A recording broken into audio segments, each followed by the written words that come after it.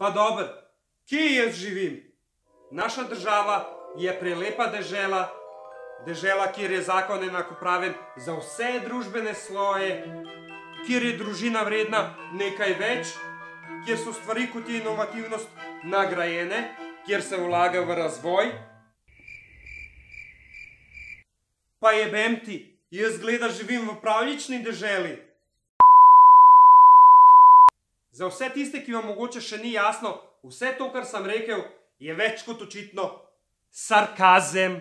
Z izjemo tistega, da je naša država prelepa dežela. Obljube o tem, kako bo naša država druga Švica, poslušamo še iz časov, ko je bilo govora o samostojni Sloveniji. S tem, da so te obljube z leti iz volitev v volitve postajale čedalje bolj pravljične. Vsakič, ko pride do izmenjave stolčkov, se za Slovenijo napiše nova zgodbica, ki pa ostane samo to. Volitve minejo, oni poskrbijo za svoje riti, mi pa spet v joki na drevo. Eni vpijejo, zakaj smo se mi borili? Drugi se derejo, banda lopovska, treba je vse pobiti. Pol pa pridejo tretji, ki rečejo, kako nam je preveč lepo in je treba davke še dvigniti. In ti zdaj kar riba na suhem. Mlataraš ti, ali gotov si, još malo pa crkov. Jebi ga, ljudje so ovce, a ovce so za. Pri nas je ta politika itak en cirkus, ki se hoče primerjati s Švico.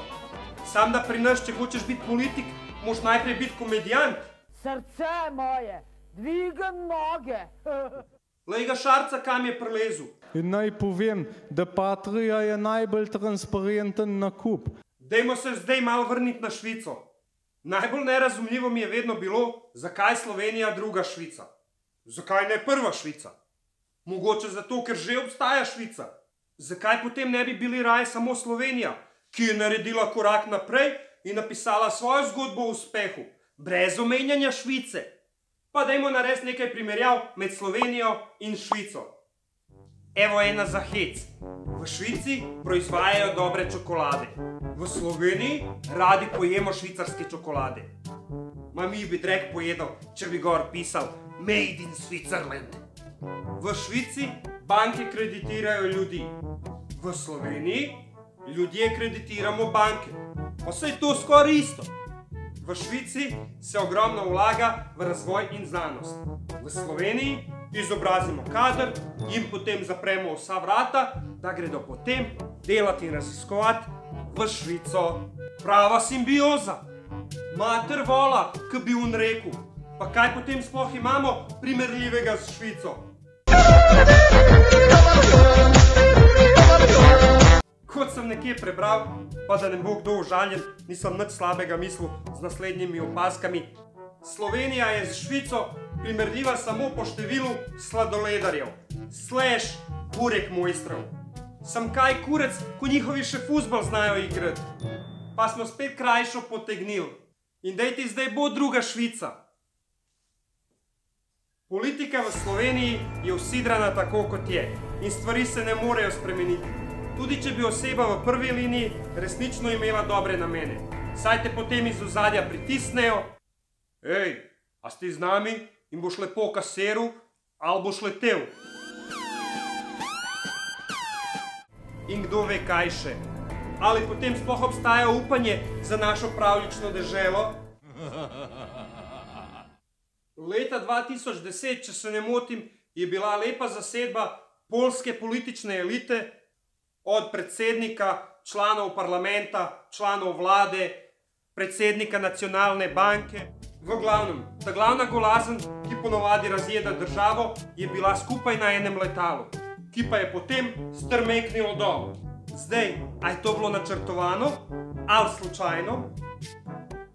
To ni namen, da presojam. Se mi pa zdi zanimiva metoda za hitro odstranitev golazni. Pa ne, da kaj namigujem. Pa pol, ko pridejo novi na sceno in začnejo malo biksati po svoje, sam pokažeš.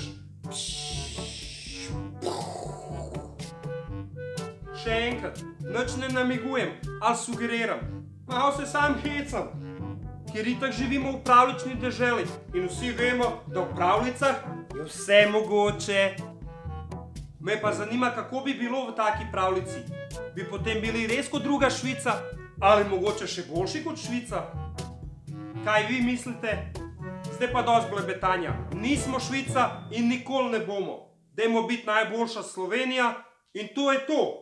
Jaz bom s to mislijo kar zaključil, ker drugače bom spet zapletel in raztegnil. A ja, pa da boste vedeli, jaz grem zdaj pojest slovenska jajca in klobasa. Eto, jebe švicarsko čokolado.